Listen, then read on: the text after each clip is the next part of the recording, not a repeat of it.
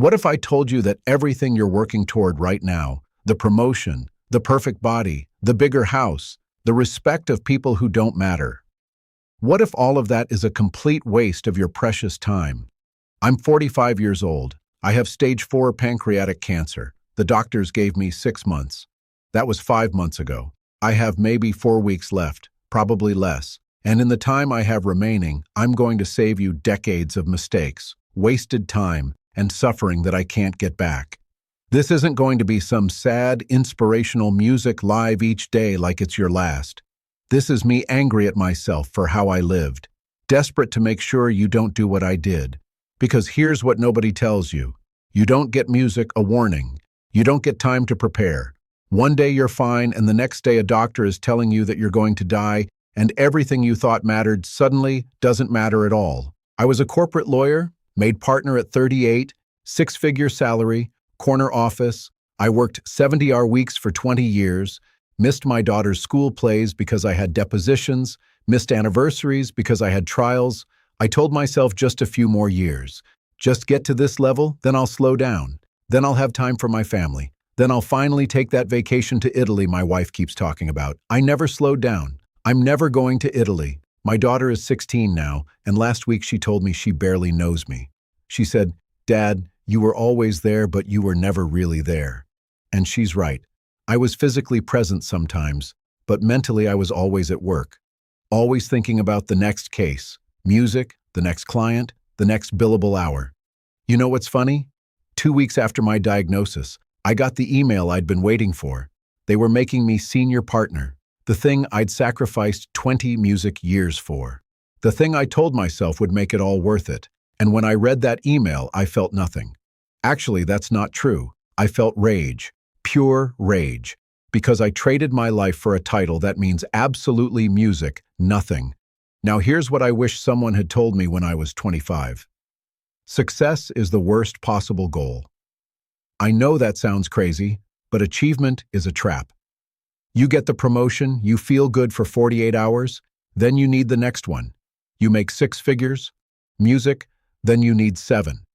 You get the corner office, then you need the bigger corner office. It never ends.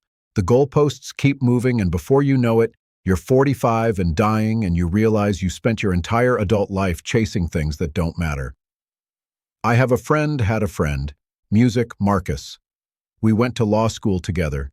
He dropped out after 1 year, said he didn't want to spend his life in courtrooms. I thought he was an idiot. He became a high school teacher, made $50,000 a year. I made 3 times that. I felt so superior. Guess what Marcus did with his life? He coached basketball. He went to every single one of his kids' games. He took his wife on weekend trips. He volunteered at a soup kitchen every Sunday. He read books. He learned guitar at 40. He lived. I worked. Last month, Marcus came to visit me in the hospital, and I looked at him and I realized he's the successful one, not me, because he actually lived his life, and I just worked. I accumulated. I achieved, but I didn't live. Here's the second thing I wish I'd known. The perfect time is music never coming. Never. I told myself I'd travel when I retired. I told myself I'd learn to play piano someday. I told myself I'd spend more time with my wife after this trial, or after I make partner, or after we buy the house. Every single one of those afters was a lie. My wife Sarah, she's 43. We've been married 18 years. And last week she was sitting next to my hospital bed and she said, "Remember when we talked about going to Paris for our 10-year anniversary?" I didn't remember. She said, "You said we'd go when work slowed down." I never went. Work never slowed down. And now I'm never going to walk the streets of Paris with my wife. I'm never going to see the Eiffel Tower. I'm never going to sit at a cafe with her and just be present with her. You know what haunts me? It's not the big moments I missed. It's the small ones. It's Tuesday nights when Sarah wanted to just sit on the couch and watch a movie, and I said, "Not tonight. I have to prep for tomorrow." It's Saturday mornings when my daughter wanted me to make pancakes with her, and I said, "Daddy has work to do." It's every single time I chose work over them because I thought I had unlimited time. I didn't have unlimited time. None of us do. Here's what I'm learning in hospice care. The people who age well, The 80-year-olds and 90-year-olds who come visit me, who are happy, who have that sparkle. Music, they all figured out something I didn't. They stopped waiting. They stopped postponing joy. They stopped living for someday and started living for today. I met this woman, Helen. She's 87. Music. She volunteers at the hospice. She told me that when she was 50, her husband died suddenly. Heart attack. And she realized she'd been waiting her whole life, waiting to travel, waiting to pursue her art, waiting to really live. So, she stopped waiting. She sold her house, bought an RV, and spent the next 15 years traveling the country.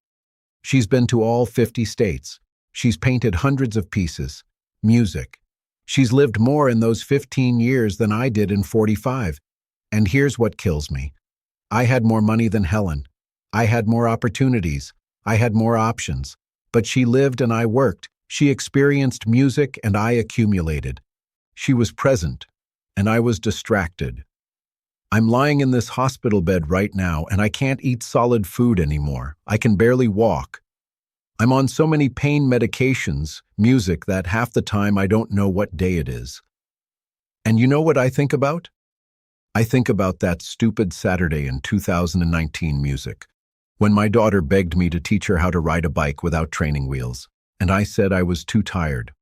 I think about the music time Sarah suggested we take a spontaneous weekend trip to the beach, and I said I had too much work. I think about every single moment I said not now, or maybe later, or I'm too busy. Those moments are gone. I can't get them back. The bike is in the garage, and I'm never going to teach her to ride it. The beach is 3 hours away, and I'm never going to feel music, the sand between my toes, with my wife again. This is what I need you to understand. You think you have time, you don't.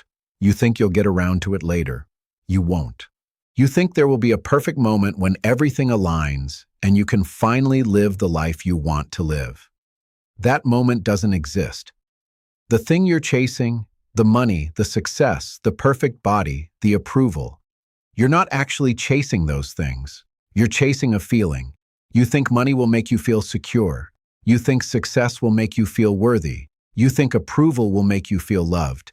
But here's what nobody tells you. You can give yourself those feelings right now, right this second. I spent 20 years trying to feel worthy through my career, trying to prove I was good enough by making partner, music, by winning cases, by earning more. And in the end, none of it made me feel worthy. You know, when I finally felt worthy last week, when my daughter held my hand and told me she loves me, not because of anything I achieved, just because I'm her dad. That's it. That's the feeling I was chasing music for 20 years. And I could have had it any Tuesday night if I just put down my laptop music and spent time with her. I have a bucket list that I'm never going to complete. Learn Italian, music, visit Japan, read the classics, start that novel I always talked about, hike the Appalachian Trail, learn to music sail. None of it is happening. The list sits on my bedside table, and every time I look at it, it's a reminder of everything I postponed, everything I thought I'd have time for later. But here's what I want you to understand. The bucket list isn't the problem. The problem is the word someday. The problem is thinking you'll do it after you achieve this other thing first. The problem is not understanding that life is happening right now, and every day you postpone is a day you're never getting back. My daughter turns 17 in music 2 weeks. I'm probably not going to be here for her birthday. I'm definitely not going to walk her down the aisle at her wedding. I'm not going to meet my grandchildren. All those moments I was working toward, retirement, grandkids, finally having time, they're not coming. They were never guaranteed. I just assumed they were. Last night, Sarah asked me, if you could go back and change one thing, what would it be? And I told her the truth. I wouldn't change one thing. I would change everything. I would work less. I would be present more. I would say no to clients and yes to my family. I would take the trips. I would learn the guitar. I would sit on the couch and watch stupid movies. I would make the pancakes. Music, I would teach her to ride the bike. I would go to Paris. I would live, but I can't go back. Music. The only thing I can do now is tell you, don't wait. Don't postpone. Don't sacrifice your life for things that don't matter.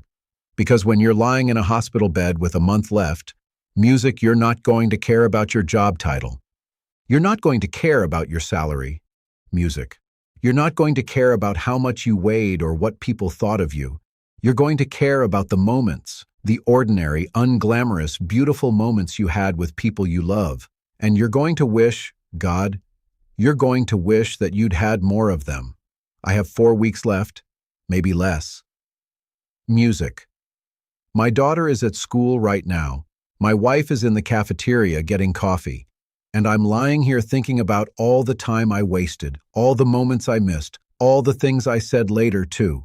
Don't do what I did. Don't wait for someday. Don't postpone joy. Don't sacrifice your life for success. Because success without life is music, just emptiness. Achievement without presence is just music, hollow.